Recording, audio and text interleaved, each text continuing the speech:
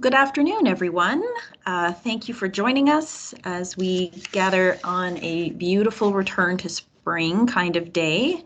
I'm told it's about 11 degrees out there already, so nice to have a reprieve from the cold and having this opportunity to come together to talk about our community's response to the COVID-19 situation. Very grateful to have many of our elected officials with us today, and I see Inspector John Lyons is with us from the Peterborough Police Force. And with that, I'm going to start us off with a land acknowledgement. We respectfully acknowledge that Peterborough Public Health is located on the Treaty 20 Mississauga territory and in the traditional territory of the Mississauga and Chippewa Nations, collectively known as the Williams Treaties First Nations, which include Curve Lake, Hiawatha, Alderville, Scugog Island, Rama, Beausoleil, and Georgina Island First Nations. Peterborough Public Health respectfully acknowledges that the Williams Treaties First Nations are the stewards and caretakers of these lands and waters in perpetuity, and that they continue to maintain this responsibility to ensure their health and integrity for generations to come. We are all treaty people. Okay. We are very lucky to live in a beautiful part of the world, and also joining us from a beautiful part of the world is our board chair, Mayor Andy Mitchell from Selwyn Township. Please go ahead, Mayor Mitchell, with some opening remarks. Thank you, Brittany. Folks, COVID continues to be a serious health risk. It is circulating in our community, and close contact with people outside our household places you and those you care about at risk. Although we continue to learn more about COVID all the time, there are some important truths we need to recognize. COVID will not disappear through wishful thinking or denying its existence. COVID transmits through close person-to-person contact. Stop the contact, stop the spread. Taking measures to protect others by wearing a mask and keeping a 2-meter distance is about caring for your family, your neighbor, and your community. It's the caring thing to do. Hospitals filled with COVID patients impact the healthcare system's ability to treat people who may need other medical attention. And that could be you. I know you're frustrated. I am. We all are. But getting angry and blaming others will not hasten a return to normalcy. It will delay it and could very well end up hurting those we love. We all need to take an evidence-based approach to fighting COVID-19. Please follow the public health advice. When it's your turn, get vaccinated. Avoid close contact with others outside your household, especially indoors. Wear a mask and keep 2 meters apart when away from home.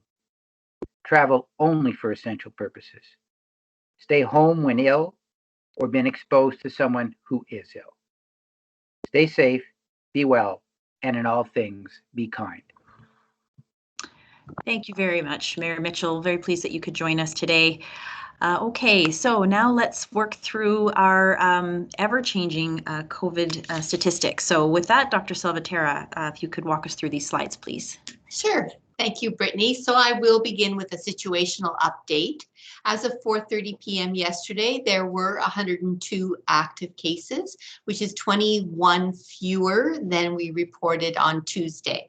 Most of these continue to be infected with variants of concern. The number of high-risk contacts has increased by 14 individuals since Tuesday and now stands at 320. Daily case counts continue to fluctuate, so it's still too soon to tell how effective the stay-at-home order is in curbing the third wave locally, but it does feel like we are moving in the right direction right now. Sadly, we did report another local death earlier this week, which brings that number up to 13 people who have lost their lives due to COVID-19 in Peterborough. Next slide, please. As you can see here in this bar graph, so far this week, we have reported 36 cases, which is a welcomed change from the record-breaking case counts we reported over the last 2 weeks. Next slide. The number of active outbreaks in our community remains at 5 since Tuesday. No new outbreaks have been declared so far this week, and these 5 outbreaks remain stable. Next slide, please. So in this graph, each line represents the case incidence rate for a community.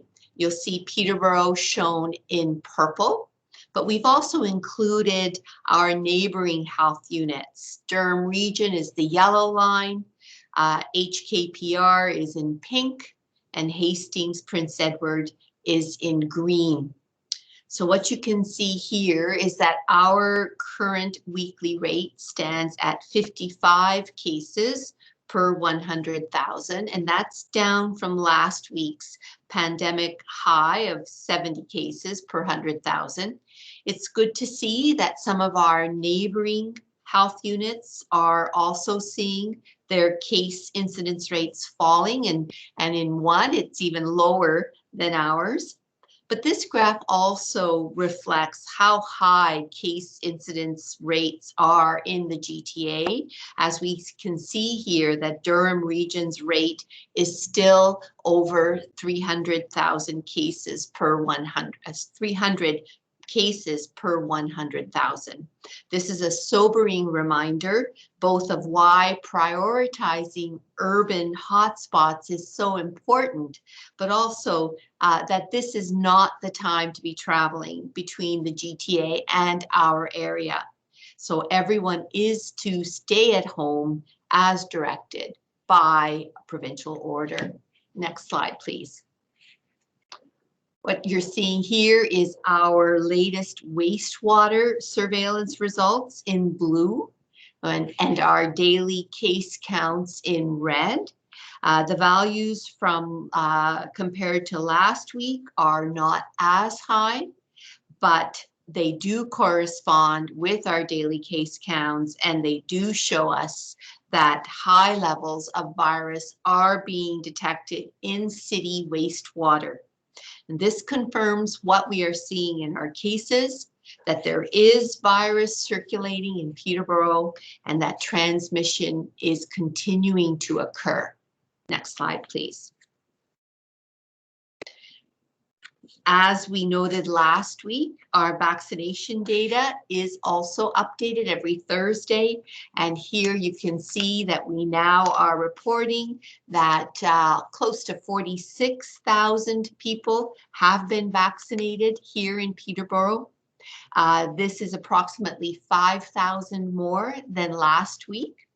Of these, 43,602 are Peterborough area residents who have received at least 1 dose. And we are showing that 2,481 people are fully immunized. The pie chart will show you that our vaccination coverage has increased slightly over last week, and now 34.7% of our local eligible population has received at least 1 dose since we began immunizing at the end of January. The bar graph on the left gives us a breakdown of our vaccination levels by age group. And it's very good to see now that nearly 100% of our residents in both the over 80 and over 70 groups have received at least 1 dose of vaccine. So there has been some breaking news this morning on the vaccination front that I'd like to share. First off, the Ontario government has extended vaccine eligibility today to pregnant individuals who have been reclassified as highest risk in the health condition categories of phase 2. Pregnant individuals are encouraged to have a discussion with their healthcare provider about the benefits and risks of vaccination. We need a little time over the weekend to sort out with our healthcare partners how we will best provide immunizations here in Peterborough, and we do hope to open up additional appointments on Monday. But we're asking that you please hold off on calling. Don't call today. We don't want you to be disappointed. In the meantime, you can go to the Notify Me page on our website and tick off the box for pregnant individuals. And early next week, we'll send you an email that outlines the next steps. What I can tell you is that a letter from a healthcare provider will not be required for vaccination. And also that the currently recommended dose interval of 16 weeks is considered appropriate for this population. As more and more people are receiving their first dose, the question we often hear is, now what? Can I go back to my pre-pandemic ways? Can I kiss my grandchildren? The short answer is really no. Not yet. We all need to follow those public health measures, even if we've had a first dose. Remember, one dose does not mean you are fully immunized. It does not bestow on you any special superpowers, and you are not considered fully vaccinated until 2 weeks after your second dose. Locally, less than 2,500 people, mostly in long-term care homes and in retirement homes, have received both doses.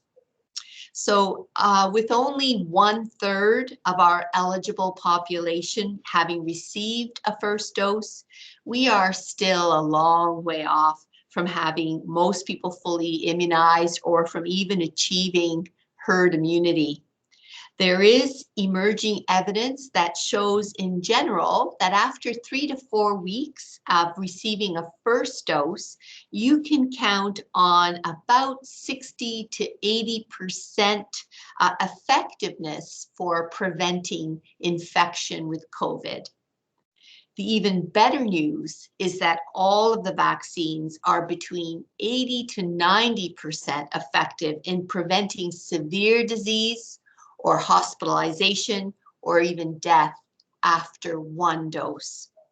This will vary from individual to individual according to age and other factors.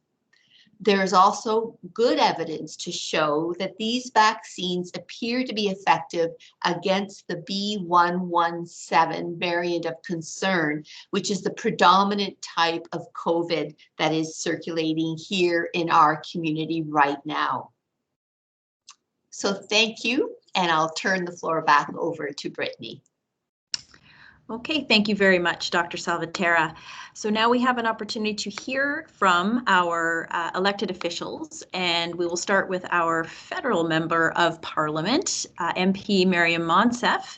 So if your camera is being nice to you today, we'd love to spotlight you, MP Monsef.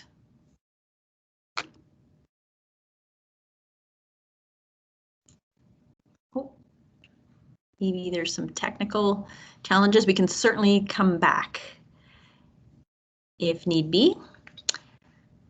Okay, I think what I will do is move our way down to our provincial representative, and we'll come back to MP Monsef. So with that, let's invite our MPP, Dave Smith, to share some remarks with us today. Please go ahead, MPP Smith.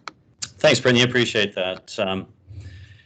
It is good news to see that our active case count is coming down here in this area, but it doesn't mean that we should be any less diligent than we have been. And I'm going to speak specifically to the protest that we're expecting tomorrow. I understand that there are a lot of people who don't like what has been going on. They're tired of the restrictions. They're tired of what's happened. And I can appreciate that completely, because I know that for myself, it has been a difficult time. I'm now 51. The last time I saw my parents was just prior to my 50th birthday. We're all going through this. Winston Churchill once said that to build is the laborious task of years, but to destroy is the thoughtless act of a moment. We know what happened in this community when there was a mass gathering. We ended up with almost 60 cases of COVID-19, all from one large party. We've got a group of people who will be coming into our community tomorrow. Most of them will not be from Peterborough Kawartha. Most of them will be coming from some other location. Some will be coming from the GTA. There is a high likelihood that they will be bringing COVID-19 in with them. And there is a high likelihood that there'll be a spread of COVID-19 as a result of it. You have the right to protest. You have the right to object. But you do not have the right to harm someone else. And that is what you will be doing. There are other ways to object. There are other ways to protest. There are other ways that you can get your message across. But I ask you, please, do not bring more infections into our community. We've done a very good job of keeping it out. Please, do not put at risk our neighbors and our friends because you dislike something. Just because you don't believe that a mask works, just because you don't believe the vaccination works. You are entitled to your opinion, but you're not entitled to make up facts. The fact is, social distancing works. Masking works. Vaccination works. All you have to do is look at Israel. Our community has done a great job. And I want to thank everyone in our community who have done what they needed to do, who have made those sacrifices, because you have thought about the health and well-being of others. And I can't thank you enough for it. We have healthcare workers who have done an exceptional job. And it's not fair to them to put more burden on them because you don't like facts. Again, you're entitled to your opinion, but you're not entitled to your own facts. Please, stay home. Observe the health measures. Follow the guidelines. And we'll get through this together. Thank you. Thank you very much, MPP Smith. Okay, and hopefully you can stay on for questions, but I understand if you do need to dash off. Let's hear, we'll see if MP Monsef's system is working. Were you able to get things happening? Can you for see us? me? Can you hear me? There you are. Yes. Welcome. Thank you. Well, Please go ahead. Thank you. It's already a better day. Hello, everybody. Bonjour, Anin. Salam alaikum. I join you from my desk in my basement in Peterborough, Kawartha, Mississauga territory.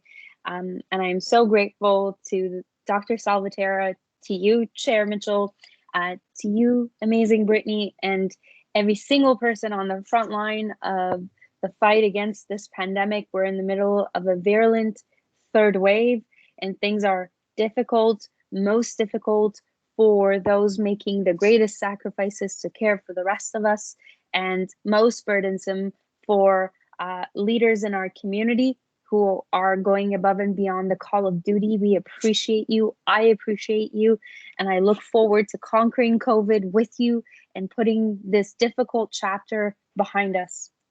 The Government of Canada announced on Tuesday afternoon that the border with the United States will remain closed to all non-essential travel for at least another month. Yesterday, it was announced that all incoming passenger flights from India, from Pakistan, would be suspended for at least 30 days. We did that with the UK, if you recall. The Government of Canada continues to recommend, as we have since the pandemic began, that Canadians avoid all non-essential travel. That includes travel internationally, but also travel between provinces. Regarding vaccines, as of Earth Day, yesterday, 13,760,000 772 doses of vaccines were shipped to provinces and territories. 11,158,636 doses were administered, with 2,602,136 doses to be administered. Here in Ontario, 75.1% of vaccines shipped have been administered, with 1,208,847 to be administered. The first dose population coverage here in Canada is 26.8%. Regarding key populations who've received 1 or 2 doses, 84.6% of adults aged 80 and older have been vaccinated. 89.7% of healthcare workers targeted for priority have been vaccinated, and 96.7% of adults in congregate living settings with seniors have been vaccinated. This is good news, and it's only made possible because we're working together, and especially because those who are on the front lines of this are getting those needles into arms. On Tuesday, I spoke about the increased Pfizer shipments we were expecting over the next few months. The delivery schedule for the increased shipments have since been shared and confirmed with provinces, and they've been informed of changes. Here in Ontario, starting May 3rd, so 10 days from now, shipments will begin to double. And on May 31st, they will increase even more. This means, in real numbers, 8.2 million doses of Pfizer will arrive in Ontario over the next 2 months. We are also thinking about and preparing for what is next. Minister Anand and the Prime Minister, just as we speak, are announcing that Canada will have guaranteed access to 65 million Pfizer vaccines over the next 2 years, with further options to exercise if need be. This will provide us with flexibility to procure booster shots and new vaccine formulations to protect against variants of concern and booster shots as need be. This is a positive development for all Canadians.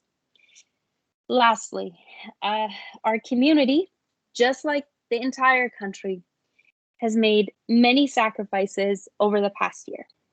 Our frontline care workers have asked us to stay home. Scientists and public health experts have asked us to stay home.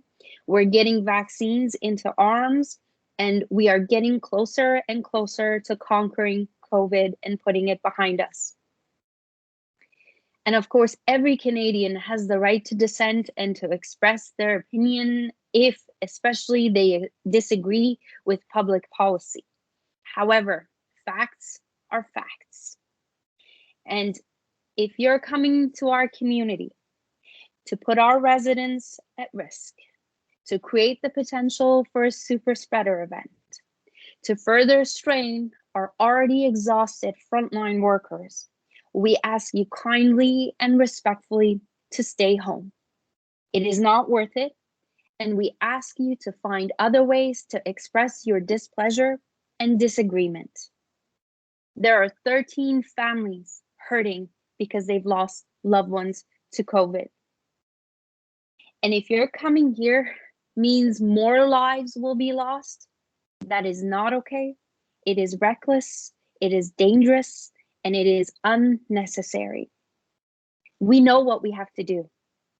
Our most effective defense against the virus is following public health guidelines, getting your vaccine when it's your chance to get it. The best vaccine for you is the first one available to you. Keep your spirits up, go outside as the weather is getting better and better. The end is indeed in sight. We are in this together. We will get through it together. And be grateful and thankful to the frontline workers who are going out of their way to look after the rest of us. Thank you, Brittany. Thank you so much, MP Monsef, and for those great remarks. Okay, so joining us from beautiful Peterborough County, we have Warden Jones. And if you would like to share some remarks, please go right ahead. Okay, thank you very much, and thank you again for having me. And I can't say a whole lot more than Miriam said and what MPP Smith said. They got the words out exactly right.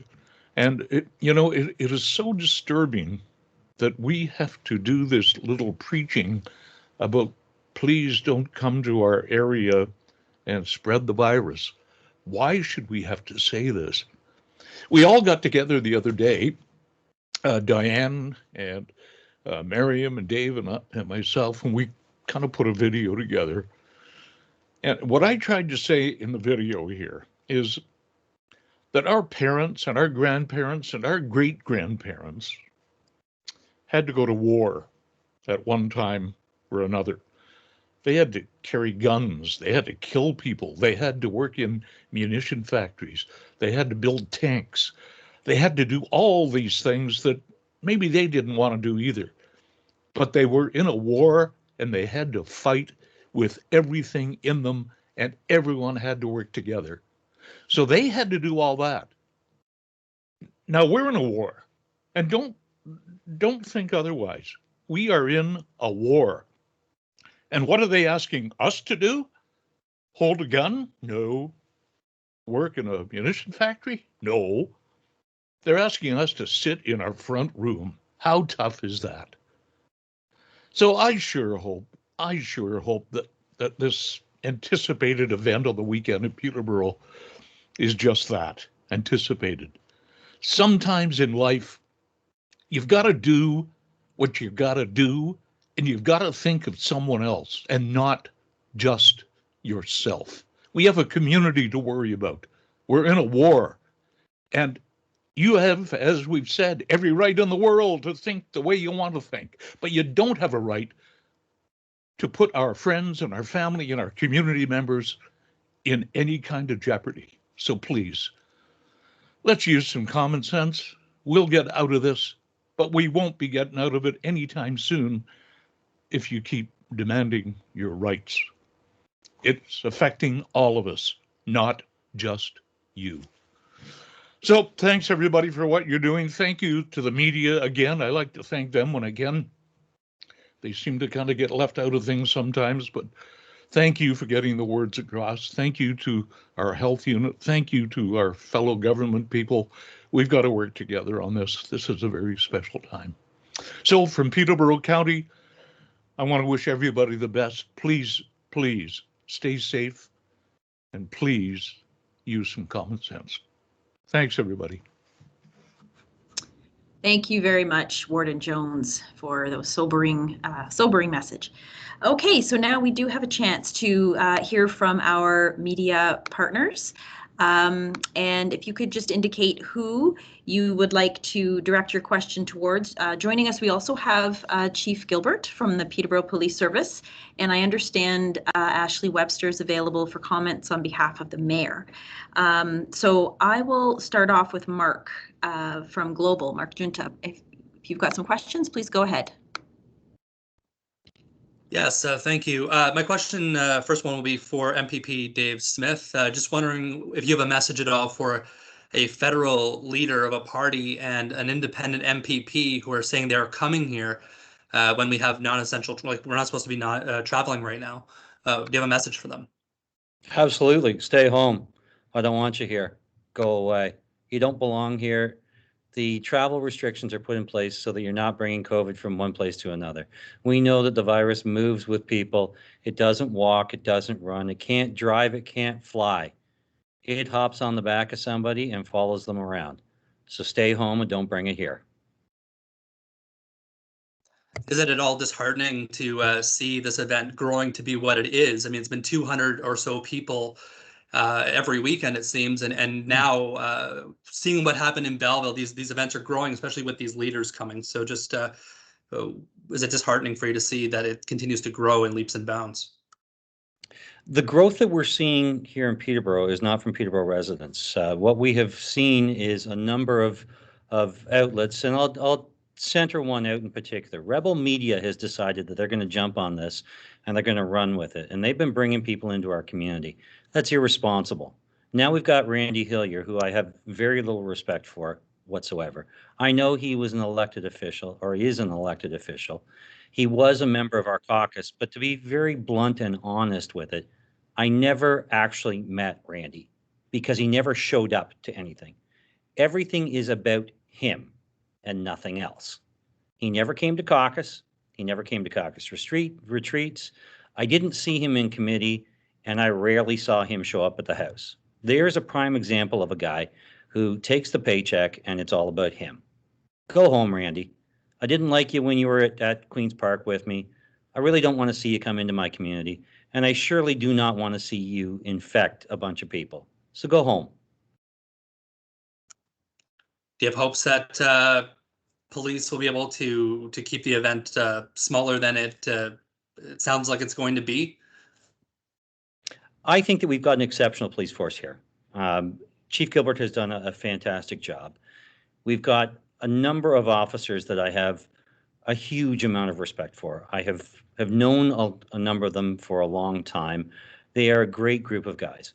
When you look at the Peterborough County OPP detachment as well, another excellent set of police officers. And I know that they are going to do everything within their power to keep the people of this community safe because they believe in our community as well. And I can't speak highly enough of the officers that we have here. Okay, so I wanted to make sure the mayor is not on the call today. It's Ashley instead. Correct. So if Ashley's got some comments or some answer to your questions, please go ahead, Mark. You can ask her. All right. So to Ashley, just wondering why the mayor isn't on the call today to possibly answer to the tweets she put out yesterday afternoon. It's been getting a lot of response, and some think that it might actually cause the event to be bigger than it might have been before. Yeah, so I think that the mayor felt she had a responsibility to speak up. We've certainly been getting calls after calls after calls from residents demanding that the mayor say something and stand up to these protesters who are planning to come here and endanger the lives of people that live in Peterborough. So that's why she said what she did, and that's why she put it so bluntly and so plainly. She is unavailable right now. She was planning to be here, but certainly if you would like to follow up with her and the media has questions for her, please reach out to me and I can arrange those discussions for you, and she's happy to chat with you. Brittany, Okay, if I may. Sorry, is that MP Montsev? It is. Okay, here, let me put you up on the screen. Go ahead. I would say that folks should direct their disappointment and concern to those who are making a choice to come here and put lives at risk, and not at decision makers who are making a very tough call to say to folks to not come here. That is misdirected. It is unfair. It is not productive. Focus on the folks who are making an ill-advised decision to come here and put lives at risk.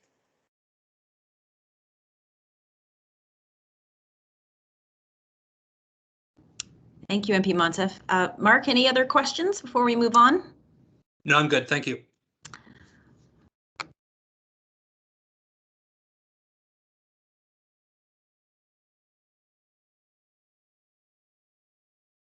Brittany, I think you've muted yourself.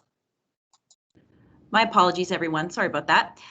So let's move on to Paul Rellinger, if you've got some questions. And I understand it's your birthday today, Paul, so happy birthday.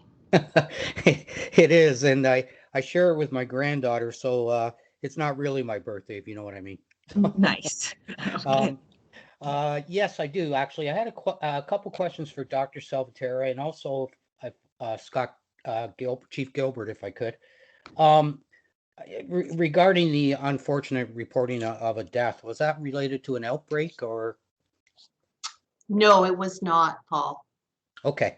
And we had a report, I think it came out yesterday, And there's been a lot of disturbing reports during the course of the pandemic, as you know, but it was about people dying in their homes of COVID, and young people too, apparently. Symptoms not severe enough to go to the hospital, and I just wanted to get your response to that. That's a pretty alarming report. It is, and what I think it speaks to is that for some people, the rapidity of their deterioration is literally breathtaking. That they can decompensate so quickly to go from mild symptoms to death in a matter of hours. We see this with other diseases as well, and I think it's one more reason to take COVID extremely seriously. Because it can move very quickly and it can kill. So I was disturbed to hear that from our chief coroner. And again, I just hope that everyone takes this very seriously.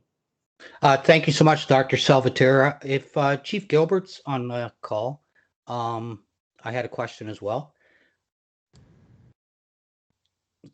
Thank you, Chief. We've heard the politicians, beg basically people not to come here and protest on Saturday. And I know your guys will be out there enforcing and doing what you can. But my question goes around being proactive. Like, are there no powers or measures the police can take to, I don't know what that would be, but like a court order to stop a protest or something like that, just to prevent this from happening in the first place? Well, that's a good question, Paul. And the provincial government, with the legislation that they've passed, if that's something down the road that they want to further enact, then I guess they could. Right now, as you've heard from our call today, you've heard from MP Monsef, you've heard from MPP Smith, you've heard from County Warden Jones. Please don't come to our community. We have a great many vulnerable people in our community. We have a great many elderly people in our community that are at risk. We have 2 First Nations communities that are at risk. And quite honestly, people need to listen. There is a time to, have your voice heard, but having your voice heard shouldn't be at the expense or risk to others. And I find it ironic that, this group is going to come after what you heard County Warden Jones say about those that went and fought in world wars, that they're actually going to come and stand on the cenotaph in Confederation Park, using the monument that this city and county has dedicated to all those men and women that went off to war and fought, that did all they could to prevent fascism and try and stop the Holocaust that was occurring in Europe. And they're going to come and stand on that monument and risk infecting some of the elderly in our community whose names are reflected on those monuments as having gone off to war to protect them. And I think that's a shame. Mayor Therrien has made her comments about, wishing people would stay away. Everybody else has as well. And I wish they would stay at home and not come here and endanger our community.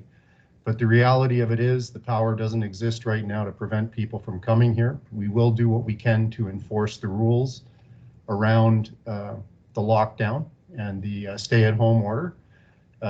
We can't charge them all, but we'll do our best.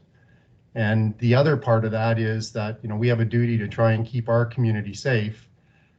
We also have a duty to, despite the fact that this is an illegal protest, we also have a duty to keep them safe. And yet again, I find it ironic that, they're going to stand on top of a cenotaph dedicated to so many people that worked so hard and left so much of themselves behind to protect our community, to try and make a statement and not be good community partners and protect their friends, their neighbors, their own relatives from the spread of COVID. Thank you for that, Chief Gilbert. Just one more thing. We heard from MP Monsef, and rightly so, that politicians are certainly bearing the brunt of people's concerns about this protest. And she suggested that, that disappointment should be directed right at the protesters.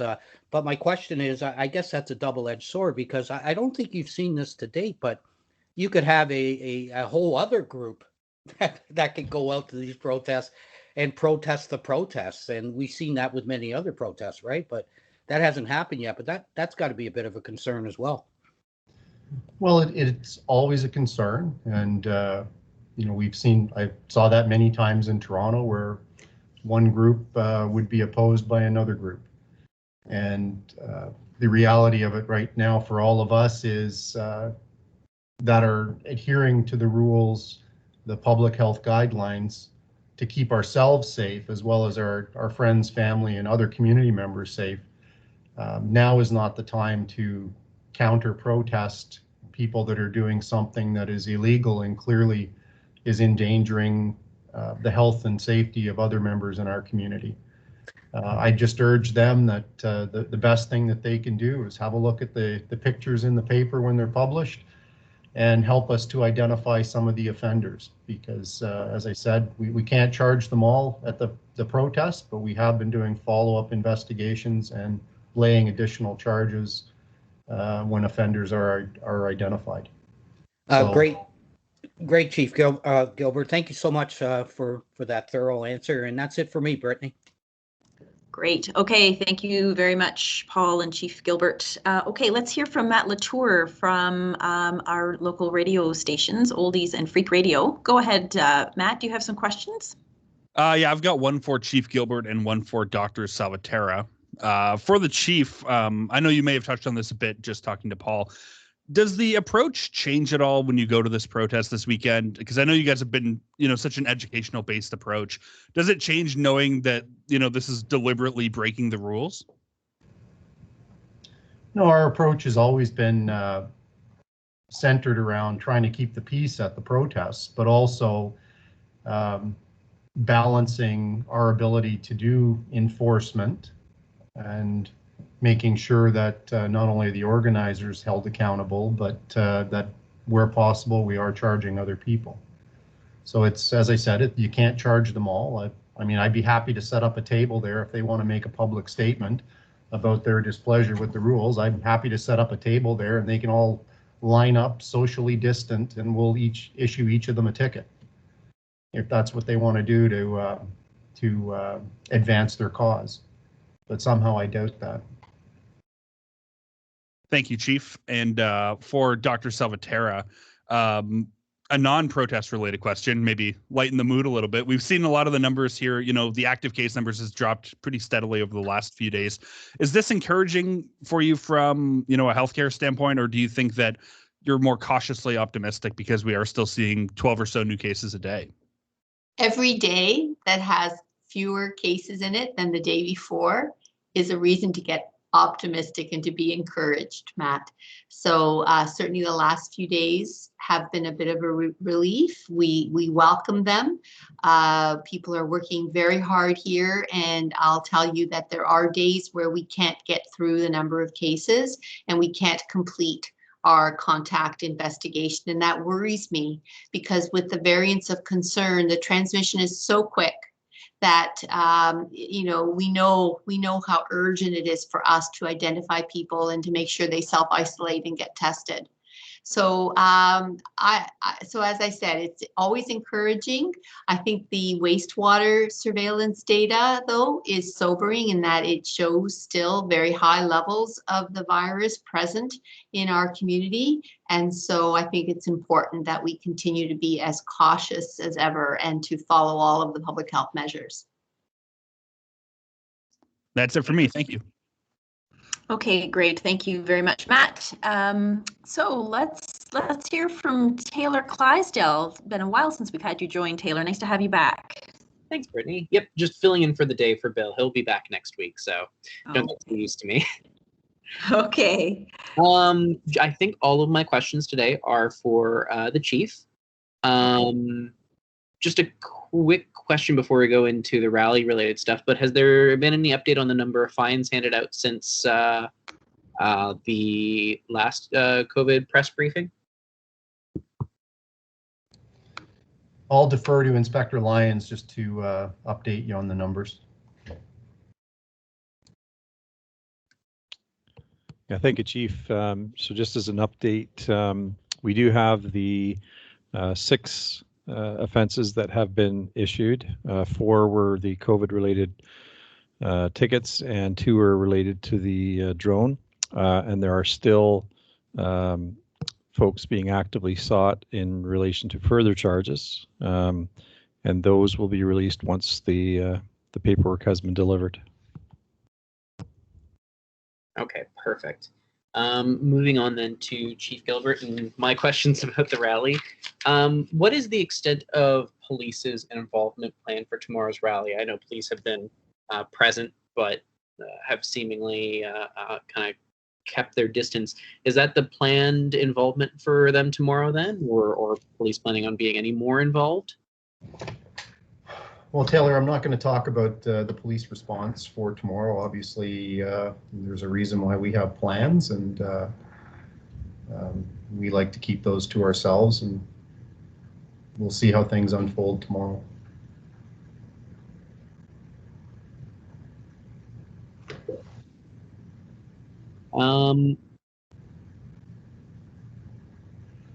Is there any way, as has been mentioned by Dave Smith, and just the amount of social media comments, it seems like there's going to be a large number of people coming in from out of town. Do police have any way of preventing that from happening? No, we don't at this particular juncture, and I think what you saw based on police services response last Friday to government suggested legislation would probably be indicative of our inability to, or our trying to think of the word here, our inability to stop people from moving around in the province, and in particular, we don't want to be accused of profiling or treating marginalized people inappropriately. So, but right now the law does not allow us to be preemptive. It's not like somebody's about to commit an armed robbery and you can go in and arrest them in advance in the planning stage.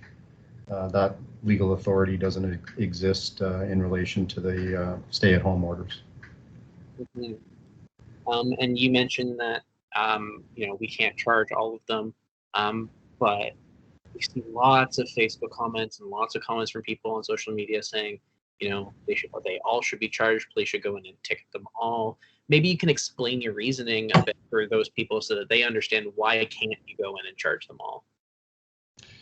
Well, I mean, think back to the G20 in Toronto and kettling, right? We don't have the ability to, or the authority to kettle an entire crowd and funnel them out into one point and give them all a ticket. It's just crowd dynamics. You have to be mindful of that. You have to be mindful of safety of even the participants that are engaging in an activity that is illegal based on the current legislation. So we deal with the organizers, we deal with as many people as we can, and we do have to be cognizant of safety of our personnel and being able to do that.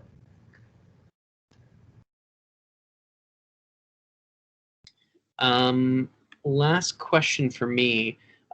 Just looking at the fines that are being handed out to organizers, what's going on with those? Is there planning on being, is the value of those fines increasing, or is it the same value of fine each time? What's going on with that? Well, the initial ticket that somebody would receive would give you an out-of-court settlement with the victim fine surcharge. It's up to $880 that the court could assess on conviction. And now we're into Part 3 summonses where there is no out-of-court settlement and you must attend for a court date. And obviously the minimum fine or the maximum fine increases based on that. A regular Part 1 ticket, the maximum fine they could get is $880 with the victim fine surcharge. On a Part 3, it's the value increases, could be up to $5,000 or more. Okay, perfect. All right, I think that's all the questions that I have today. Thank you so much, Chief, and everyone else who's been able to answer questions today. Thank you, Taylor. Okay, so joining us from the Peterborough Examiner, we have Sean McLeod. And Sean, if you have questions for any of our speakers, if you could just let me know who you'd like to ask and go ahead. Yep, most of my questions today are for Dr. Salvatierra. Earlier this week, the Examiner reported that AstraZeneca is becoming increasingly hard to find within the region. Do you maybe have an update of what the supply status of AstraZeneca is in Peterborough County? Yes, we were advised by the province that unfortunately AstraZeneca has canceled the next month's shipment. So we are not expecting any further supplies of AstraZeneca for the month of May. We are looking to see what else we can use instead of AstraZeneca. I understand that there are long wait times for pharmacies here in Peterborough, and that they also have had their supply a cut as well. So I don't have any answers as far as what an interim solution will be, but I will share that information with the community once we get some clarity. And do you maybe have a message for people who are in that waiting list for a vaccination right now and just can't seem to get it? I'm doing my best to get as much vaccine for Peterborough as is possible. I mean, I understand why provincially the focus and the priority must be the hotspots where the incidence rates are much higher and where they are seeing more hospitalizations and deaths. But I'm also hoping that all the great work being done federally to get more vaccine, and we heard from our MP that as of May 3rd, the Pfizer shipments to Canada are doubling. So we will be advised tomorrow of our next few weeks of shipments. I am keeping my fingers crossed that there will be good news for Peterborough. So for everyone who's waiting, who has an appointment, who's in line, thank you for your patience, and I'm doing everything I can to get more vaccine to you. All right. And lastly, is there a timeline for when that 40+ group that's waiting might be added to max vaccination clinics in the county? Well, we know right now people who are 40 years of age or over can get vaccine from pharmacies if their pharmacies have vaccine to offer. So I do hope that we'll see that supply chain open up so that people 40 and over in Peterborough can also avail themselves of vaccine. Right now, we still have people 60 and over who are waiting into mid-May. So if I had more vaccine right now, I would get it out as quickly as possible to people 60 years of age and over to get that group done. I'd also like to see all of our highest risk patients be immunized. I understand from PRHC, they have 1,000 people on the waiting list right now for the highest risk immunization clinic. And then today we heard that pregnant people are also now in that highest risk group. So I certainly know how we could use it. And I'm just going to hope that we can get it where it's needed. All right, that's all for me. Great. Thank you very much, Sean. Great that you could join us today. Okay, I see Danelda Fraser from the Havelock Rail is with us. Do you have any questions for our speakers today, Danelda? No, I think everything's been covered. Thank you. Okay, great.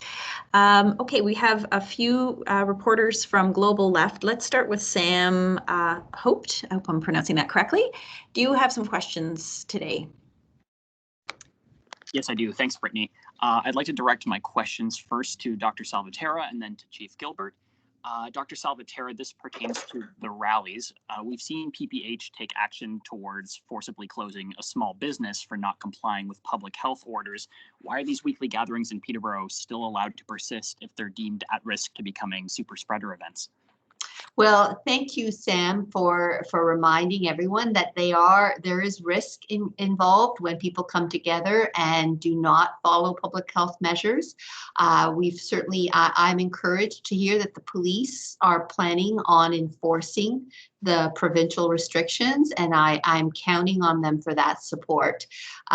Here at Peterborough Public Health, we continue to focus on case and contact management and controlling outbreaks and using the very few resources we have for example, in our public health inspectors to work with our community partners and with businesses so that they understand what those restrictions are and are able to comply with them. We can charge as well, but again, our capacity is very limited right now, and we're very stretched. Have we had any confirmed COVID-19 cases linked to these weekly protests? I'm not aware that we have, Sam, but for example, I do know that every day we have a number of cases where we have no link.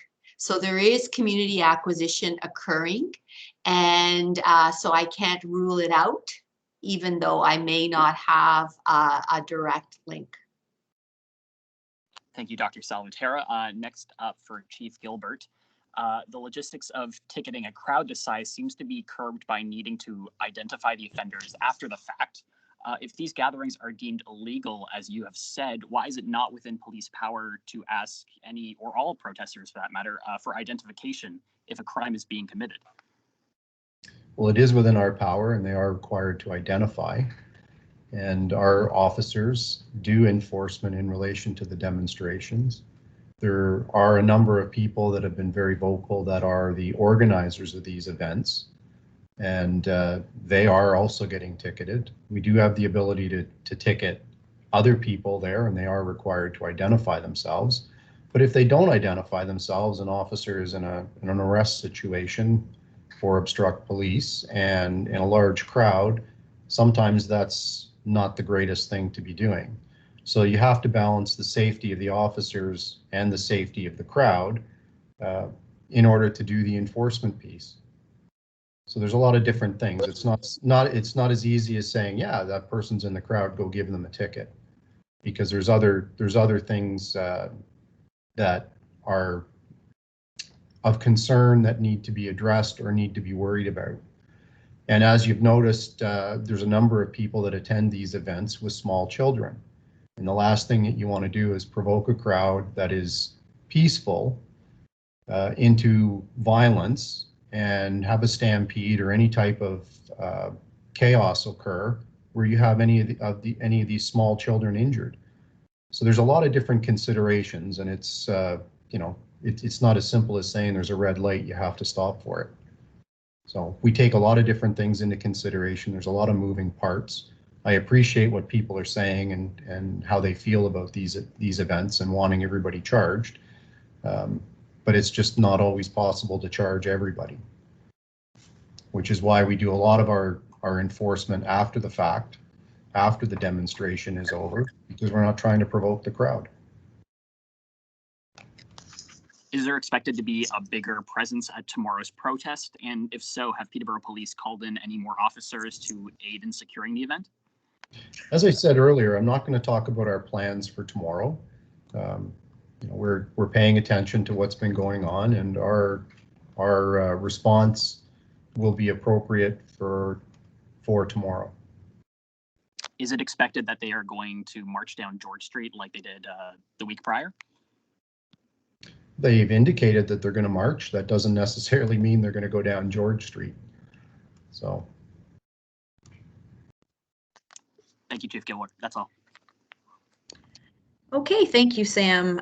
So now from Global, Jessica Nisnik, if you've got some questions for our speakers, please go right ahead. Thanks, Brittany. I would just like to speak to Dr. Salvatierra today. Okay. Okay, here I am. Hi. Dr. Salvatierra, I'm very interested in the new eligible age group pregnancy, people who are pregnant, because at the beginning of all of this, we weren't sure, I believe, if pregnant women could get a shot.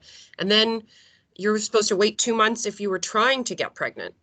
So, first of all, which shot will these people be getting? Are they going to, you said you let them know about the eligibility, which would lead me to believe they're going to go to the clinic. Yes. Is that right? So they'll probably get, well, whatever we have. And right now it's looking like Pfizer or Moderna. We have more Pfizer. The Moderna shipments have been delayed and also have been reduced. So there's a greater likelihood that it will be Pfizer. And then that means that any age group could get it, right? Because before, I guess AstraZeneca over 40, but that's right. I guess this Pfizer would be the best for any age. Yes, for usually, well, for most pregnant people, they will fall into the indicated ages for either the Pfizer or the Moderna. And what about people that are trying to get pregnant? Where do they land now? Well, I mean, eventually everyone will get vaccine, including people who are not pregnant at the time. Anyone who wants vaccine will get vaccine. And so we're not there yet though, Jessica. Right now we are still in the early days of phase 2 and still trying to reach the highest risk, the most vulnerable. And so that's why pregnant people now have been included based on the epidemiology of COVID-19 and what we are experiencing and seeing in the ICUs with people becoming very ill and with pregnancy now being identified as clearly as a risk factor for severity of disease.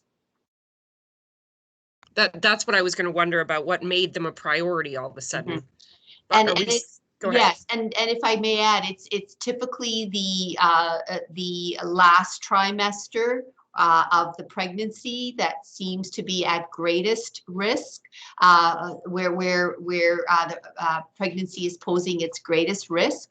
And so if we have to, we will prioritize people within the last trimester of their pregnancy and hope to get them immunized first, as there's more time to get people with earlier pregnancies done. But we're not there yet. We are waiting to receive our vaccine allocations, which typically occur on Saturdays.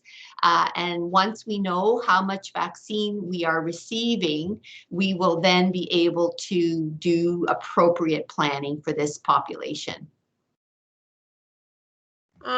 Maybe when I did first hear, if you're trying to get pregnant, maybe wait a bit. As someone who, is interested in having a baby, spoiler alert, that really worried me and has, personally made me think about not getting it. Are there any words to any women that are pregnant and maybe afraid because of the way things have changed that you have for them? Well, no, I mean, the reason why people who are pregnant were not advised to be immunized was because they weren't included in the clinical trials.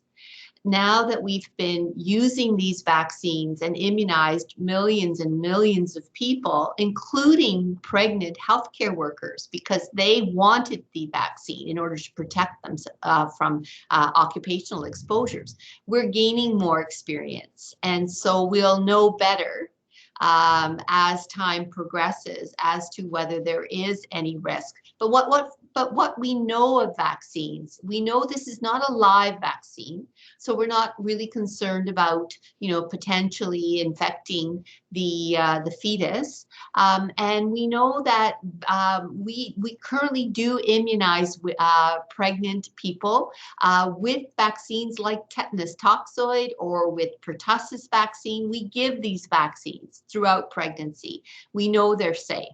And so from what we know of vaccines, we believe that the COVID-19 vaccines will be safe. But for people who are concerned or who can wait, it will be better to wait until we have more evidence, and that will be accrued as we go forward in time. Okay, that's it for me. Thank you, Dr. Salvatierra. I'd also may be so bold to say, which I usually am, it was really refreshing to hear the politicians be so blunt today. It's our journalist's dream for them to just do what they did today. So thank you very much, everyone, for your honesty. And also thanks to J. Murray Jones for the shout out. People love to hate the media too. So thanks. Thank you, Jessica. Great having you on today. Okay, last but not least, I see Greg Davis is with us from Global. Did you have any questions for Dr. Salvatierra or the other speakers?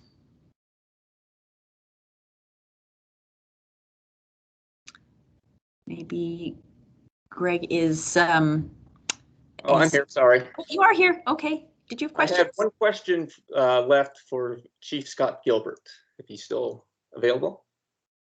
Chief, are you or your officers prepared to ticket Maxim Bernier or Randy Hillier, knowing they're coming here from outside our jurisdiction and are actively organizing and promoting people to come? As I said before, we're prepared to take enforcement action where it's necessary. And I'll leave it at that. Okay, thank you, Chief. Great. That's it for me. Okay, thank you, Greg. Excellent. All right. Well, I think that brings us to the end. So I do want to thank you all for joining us today. And please stay safe out there in this weekend and do enjoy your time at home this weekend. Okay, thanks everyone. See you back here on Tuesday. Thanks everybody. Have a good weekend.